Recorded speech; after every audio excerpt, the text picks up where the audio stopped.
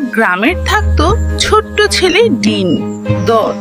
সে খুব সৎ কিন্তু খুব কৌতূহলীয়।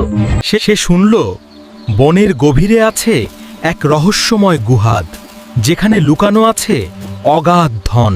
কিন্তু সবাই বলতো লোভ নিয়ে গেলে কেউ আর ফিরে আসে না।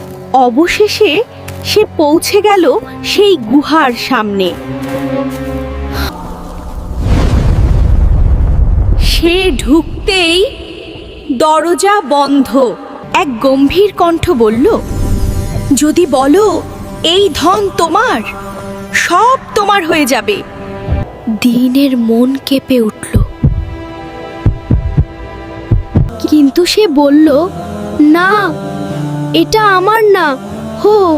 মিথ্যা বলে আমি কিচ্ছু নেব না। হঠাৎ সব ধন মিলিয়ে গেল। কণ্ঠটি বলল, এটা ছিল পরীক্ষা। সেদিন দিন বুঝল, আসল ধন হলো সততা।